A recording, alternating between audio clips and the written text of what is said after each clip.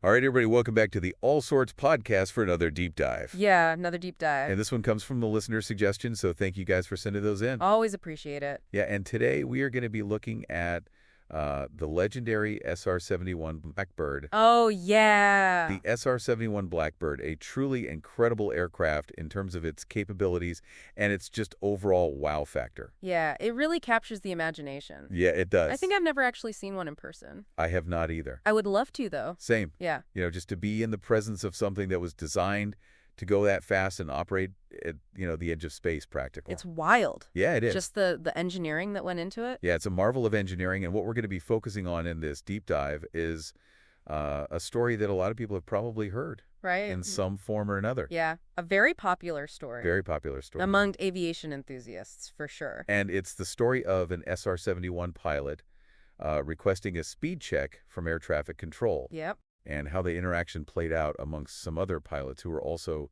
requesting speed checks. So we've got a little bit of a story to set the scene. Yeah, we've got a story to set the scene, and we are going to try to unpack exactly what makes this anecdote so memorable and so illustrative of this aircraft, of the people who flew it. Definitely. And just for those who are maybe not as familiar with the SR-71, give a little bit of background. For those listening who maybe aren't total aviation nerds. Right. The SR-71 was a long-range, high-altitude Mach 3 plus strategic reconnaissance aircraft developed by the brilliant minds over at Lockheed Skunk Works. Yeah, there was a whole team Yeah. that was dedicated to this type of thing. Oh, yeah, they're legendary. Yeah, and I mean, it was nicknamed the Blackbird for its distinctive, stealthy black appearance, and also the Habu. The Habu. Which is a type of pit viper. Right. That's found in Okinawa, Japan, I think. Okay. It's a very fast snake. So both of those nicknames kind of give you a clue about the nature of this thing. Totally, yes. Speed and stealth. Speed and stealth, yeah. So the story takes place, I believe it was 1981. I think so. And it was told by Brian Schul, who was the pilot of this SR-71. Right. He was a retired major in the Air Force, and he co-authored a book called Sled Driver. Yeah. Which is all about his experiences flying the SR-71. I think sled driver actually comes from. Yeah, where does it come from? It's a slang term for the SR-71 pilots. Really? I think because of the demanding nature of flying the aircraft. It wasn't like a joyride. Right. It was a real challenge physically and mentally. So yeah, they called themselves sled drivers. Sled drivers. Okay. That's pretty cool. Yeah. So so he's the source of this anecdote that we're going to be unpacking. Correct. And he was flying with his reconnaissance systems officer, Walt. Yep.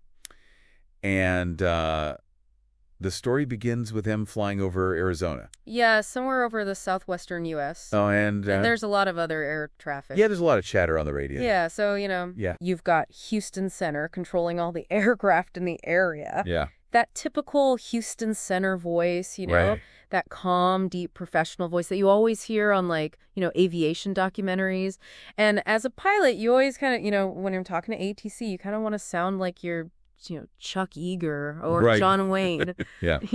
So you're trying to be super cool on the radio. Right. Like you know what you're doing, even if you don't. Exactly. You fake it till you make it. So there's this Cessna pilot who asks for a ground speed check. Right.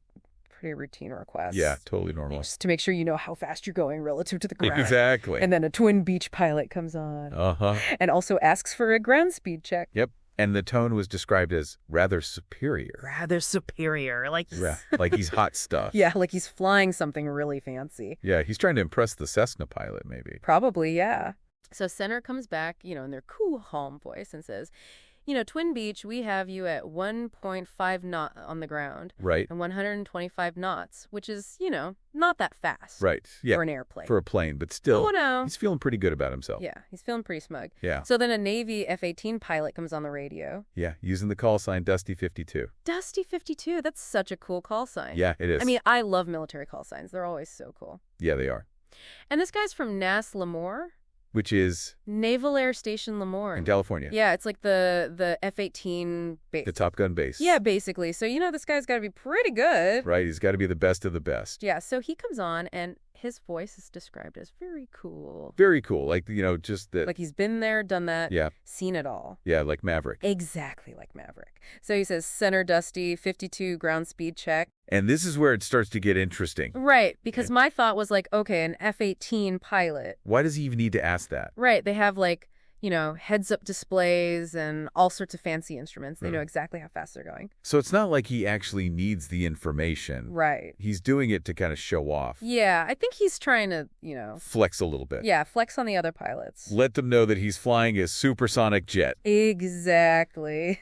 So Sewell Center comes back and says, Dusty 52 Center, we have you this 620 on the ground. 620 knots. Which is pretty fast. That's getting close to the speed of sound at sea level. Right, yeah. So you could just imagine everyone else on the frequency is like, whoa, Yeah. this guy's moving.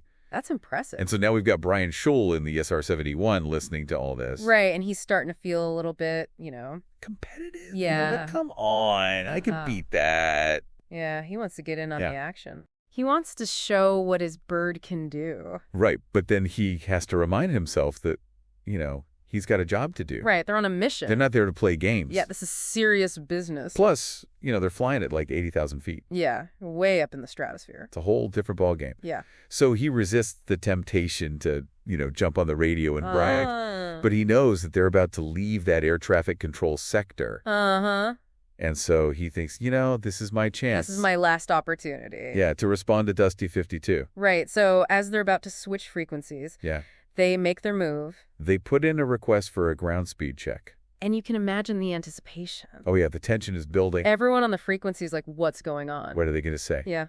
And then Pawson Center comes back with the legendary response. Blackbird Center, as requested, we have you at 1792 knots on the ground. 1792 knots. That's like Mach 2.7. Yeah. At the altitude they were flying at. So you can imagine the silence on the frequency. Oh, yeah. Everyone's jaws just dropped. Yeah. The Cessna pilot, the Twin Beach pilot, Dusty 52. Everyone is just stunned. They're all just like, oh, Just be quiet now. yeah, we're done here. Yeah. I'm not so cool anymore. Yeah. Dusty 52 is probably feeling pretty small. Yeah, I bet he wished he had never asked for that ground speed check. Right. But that's the beauty of this story. Right. It's not just about speed. Yeah, it's about so much more than that. It's about the professionalism of the SR-71 crew. Yes. They didn't need to brag. They didn't have to. Their performance spoke for itself. Exactly. Their speed, their altitude, their mission, Yeah. it all just spoke volumes. And they just delivered it in this very matter-of-fact way. Yeah, almost nonchalant, which Yeah. just makes it even more impressive. Right. Like they weren't even trying. Yeah. And they still blew everyone away. So let's talk a little bit about the SR-71 itself.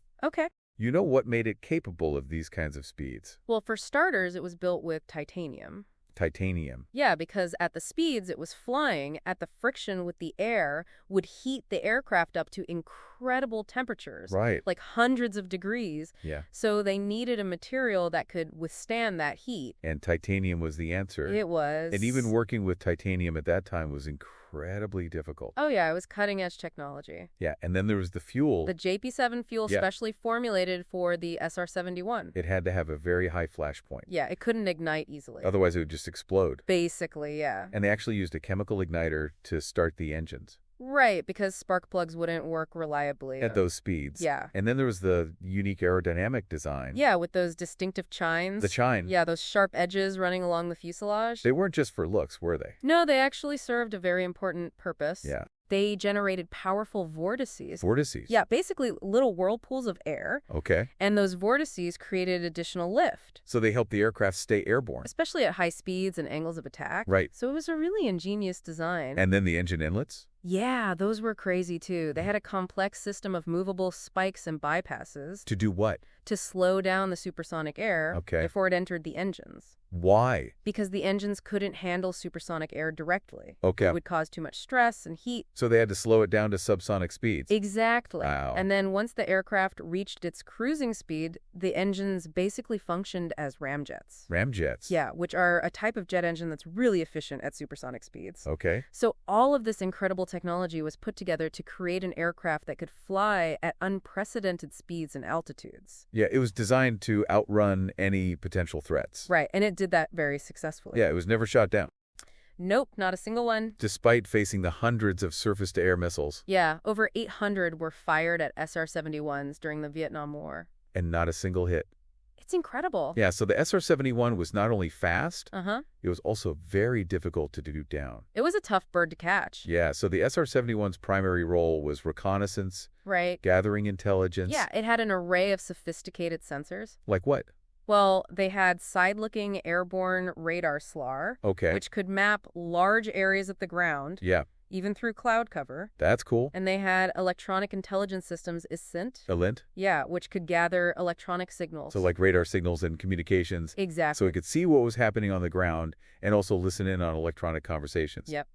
Wow, that's pretty powerful. Yeah, it was a very valuable asset. So going back to that radio exchange, Okay. you've got Dusty 52 showing off his speed, and then the SR-71 crew just casually requesting their ground speed. What does that contrast tell us about their respective missions and mindsets? Well, I think it highlights a fundamental difference in their operational contexts. Okay. You know, a fighter pilot's role often involves tactical engagements, Right. where projecting confidence, even a bit of bravado, can be part of the game. Yeah.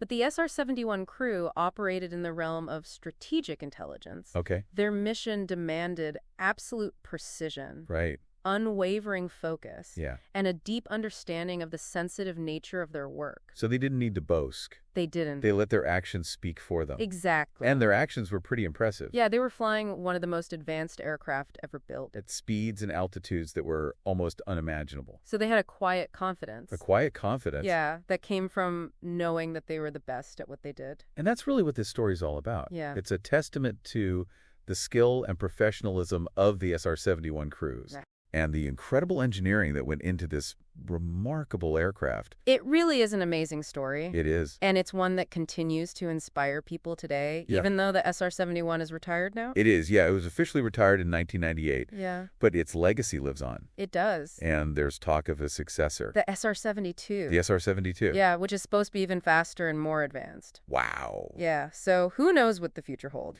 Yeah, who knows what kinds of speeds and altitudes we'll be able to achieve. It's exciting to think about. It is. And it's all thanks to the pioneers who came before us. Yeah, like the SR-71 crew in this story. Exactly. So that's it for our deep dive into the SR-71 Blackbird speed check story. Hope you enjoyed it. Yeah, I know I did. It's a fascinating story. It is. And it really makes you appreciate the incredible achievements of human ingenuity and determination. Absolutely. And if you want to learn more about the SR-71, there are tons of resources available online. Oh, yeah. You can find books, articles, videos, Even podcasts. different podcasts. Yeah, so go out there and do some research. Yeah. Explore the world. Learn something new. Yeah. And don't forget to like and subscribe to the All Sorts podcast. Yeah, tell your friends. Leave us a comment. Yeah, let us know what you think. Yeah. And we'll see you next time Yeah. for another deep dive into the world of all sorts. All sorts of things. All right. That's it for this one, guys. Thanks for listening. Take care. Bye.